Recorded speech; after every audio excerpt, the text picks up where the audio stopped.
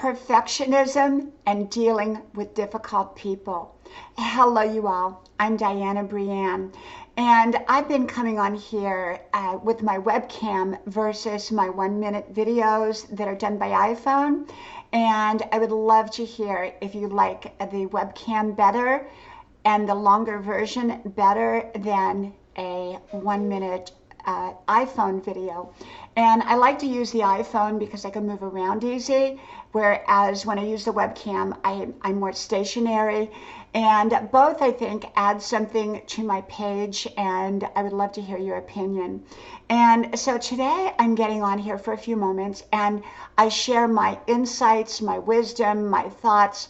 I never give suggestions and I never give advice. These are just how I look at the world and my perspective and how I deal with things, okay? Well, today I thought about the topic of perfectionism and dealing with challenging and difficult people. Well, with perfectionism, I think, some people don't have that problem, and I think some people do. I think if you're a brain surgeon, it's important to be perfectionistic in that particular area that you are doing surgery on. I think it's necessary for him or her to be perfectionistic in that area of their career.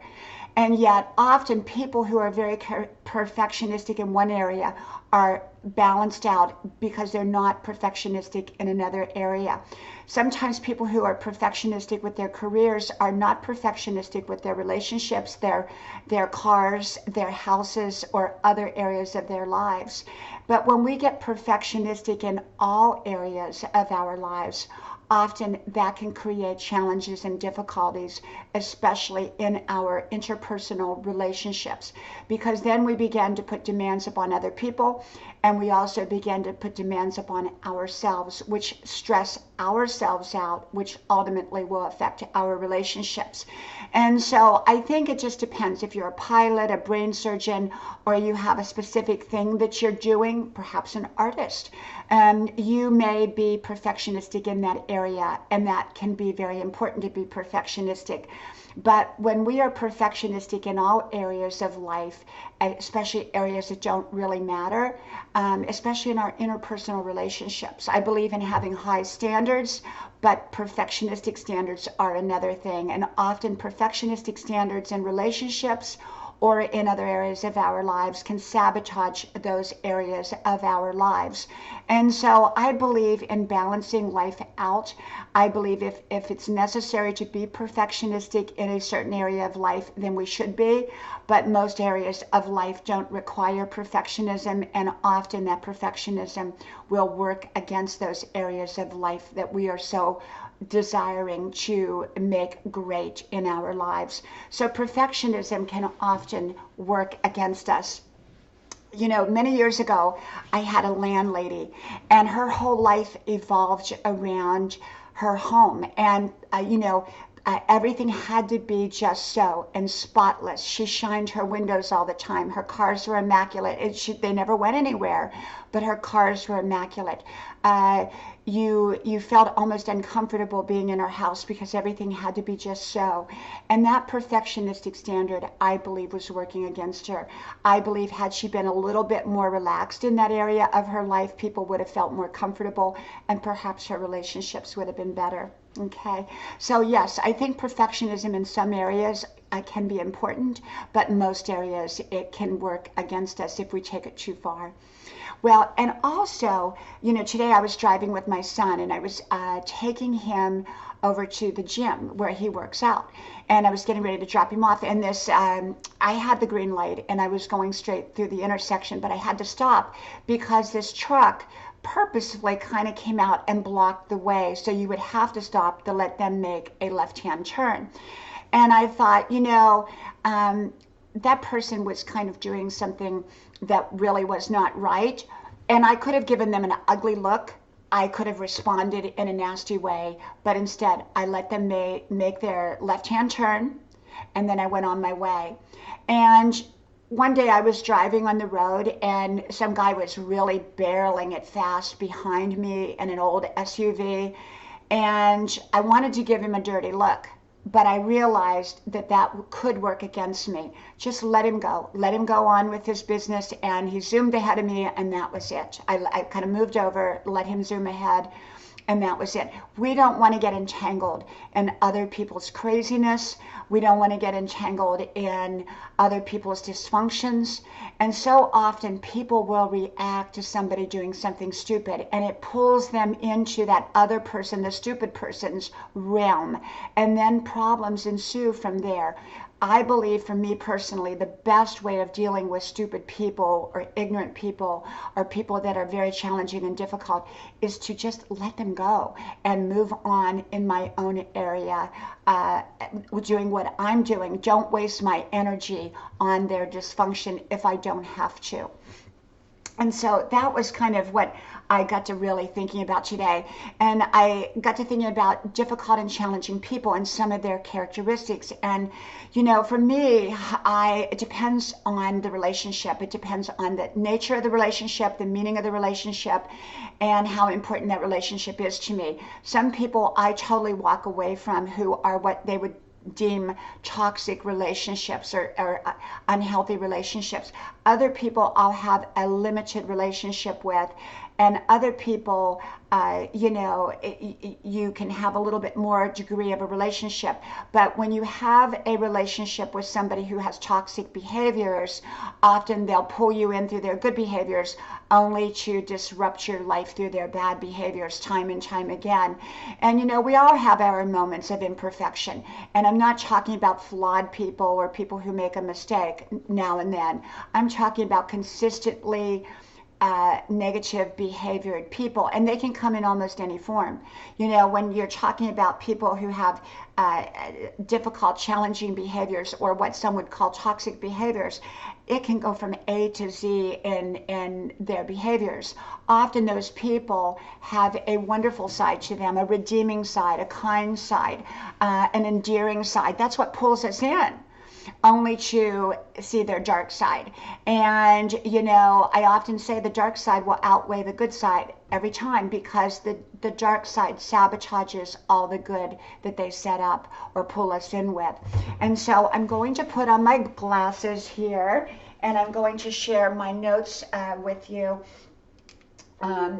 which I like to do. And I call them scribble notes. And scribble notes, I write down on a, you know, just a notebook. And I usually get them early in the morning, or sometimes I will get them late at night. It just depends. Or sometimes when I'm out on my 5-mile run or exercising or just cooking or whatever, and I write them down. And so here are some of my notes. Okay, and this is about difficult and challenging people. And when I say toxic person or toxic relationship, I don't mean that the person's actually toxic. I mean that their behaviors are toxic. Toxic people will revert to their nice side only to be toxic the moment we make a request or set a boundary. They don't like boundaries. They don't like boundaries at all. Sometimes you can have a limited relationship with a toxic person, a difficult and challenging person, but it can be very difficult. Sometimes you have to just entirely walk away. It depends. Some relationships you can't even have a limited one with. I've had people, family members from long ago, that I had a limited relationship with, usually over the telephone, or I could get together with them over lunch, but I couldn't get together and go, you know, spend a lot of time with them, because then it would turn toxic on their part. Very manipulative or demanding or whatever.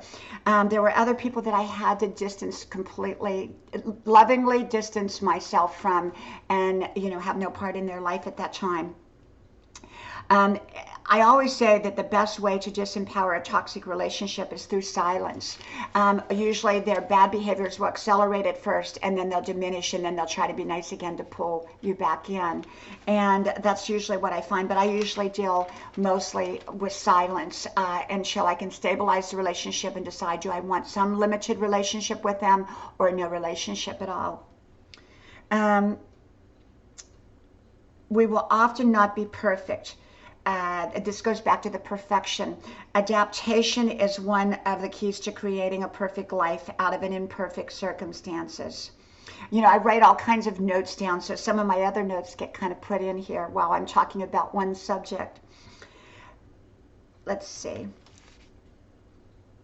Okay, oh, my notes are over here for this subject. I just did another live video, so that's what happened. People with difficult and challenging behaviors often gossip. They often badmouth others. They often gain support and have allies. Toxic people will always have a great side to them. They're often inconsistent and unpredictable in a very negative way. Over-perfectionism can be a difficult and challenging behavior when other people are putting demands on us that are unrealistic, and they do it consistently. Often they're a toxic person that will smile and then, like the idiom says, stab you in the back. And so you've got to be careful of that. Often they lie, they cheat, and they steal. Not always, not always. Some of them have a certain code of ethics. Some are stuck in life and they resent the fact that you're not stuck. Often they'll ask for money and they don't pay it back. Often they're always complaining, always unhappy, always negative, always asking for a favor, but rarely returning a favor. And often they'll want the piece of the pie that they don't deserve and that they didn't work for. It is all about them in many cases. It's never about you. They always want to talk about them. It's the issues, whatever they desire. It's always in their favor, what they want, not what you want. Often they will use other people and then throw them away. They constantly refuse to honor boundaries or rules. They resent other people's happiness, and often they're jealous. Sometimes they're overly aggressive, and sometimes they're passive aggressive, and sometimes they're just passive, and that's how they get what they want. They make agreements that often they don't keep. Often they're very manipulative. Often they'll blame others for all of their problems. It's your fault. It's your fault. Often they'll throw mental cold water on everything good you try to do. Drama is always a part of their life. They look for support. They look for pity. They look for, oh, poor me, you know, the world just doesn't understand me. They don't treat me right, you know, all that kind of stuff. Often you'll feel drained around them. You'll just feel totally diminished. They make you feel bad. They make you lose your confidence. They make you lose your edge. They are never happy no matter what you do for them. You know, this is a subject that I have, you know, I've read some books on it, and in my life I've read books, and I've known people who were what I would call a toxic behaviors. They had toxic behaviors. And like I said, some of them were family members long ago, and I opted to stay in a limited relationship. Other people were people I worked with, and it made it very challenging and difficult in a work environment. And ultimately, if they didn't leave, I left. But in the meantime, I had to learn to adapt and always stay professional in that setting. Other situations, you know, social settings, I've seen very disruptive people in social groups, and that wreaked havoc in good, well-meaning social groups because that's what they did. You know, sometimes we will see people with difficult and challenging behaviors that we can't readily identify because we don't know them very well. Perhaps we're just an acquaintance, or we just run into them now and then. One of the signs I look for is very inconsistent behavior. One day they're nice to me, one day they're not to me. And I'm not saying that everyone who's flawed or has some personality quirks are difficult, challenging people or toxic behaviored people. That's not the case. Most people are simply flawed. We're all flawed. We all have our little flaws to our personalities. And I think most of the time we have to overlook most people's flaws if we want a relationship with them, and not always be pointing them out and just kind of let them go. But when things become bigger and more pronounced and longer term and more involved and more difficult and challenging, I think sometimes it's wise to address it. For me, that's what I do. And like I said, these are all my opinions and my views on dealing, how I deal with a toxic person. Other people have their own ways. You may have your own way of dealing or not dealing with difficult and challenging people, or perfectionism for that matter. I'm all about living our best lives, and unfortunately, in order to live our best life, we also have to sometimes deal with other people's issues, personalities, and difficulties. Life can present problems, and in order to live our best life, sometimes we have to know how to deal effectively with the problems that we encounter so that we can pass through or pass over or avoid or navigate around those situations effectively, so that we can continue on with our dreams, our goals, our visions, our solutions, and all the good stuff in life. Life is meant to be happy. We are meant to enjoy life. And so often I talk about, challenging aspects to life so that it's easier, for me to identify and how to get past those, so that I can be grabbing onto the good things of life, so that I can be reaching higher. A lot of people choose from what I call the mediocrity menu, the mediocre menu of life. Everything is mediocre. And I believe that sometimes mediocre is okay, but often we should choose for the best that we can possibly obtain. And, just like when I go to a restaurant, a lot of people will order the early bird special. And nothing against the early bird special, but if I'm going to a restaurant, I'm going to order what I want, or I'm not going to go. And so I reach higher in life. If I'm going to buy a new car, then I don't have to have the most expensive new car, but I do want to get what I want to get. I don't want to settle for what I don't want. And I think so often people, rather than wait or work a little harder to get what they really want, often they'll settle for mediocre, whether it's a relationship, whether it's friendships, romance, a spouse, a job. A lot of people will settle in life, and I try to avoid settling. I settle for what I truly want in life, if at all possible. Well, it was great to come on here today. I hope you're all doing wonderful and that you have a wonderful week. And hopefully I'll talk to you all soon again. So from my house to yours, God bless you, and I'll talk to you then. Bye-bye.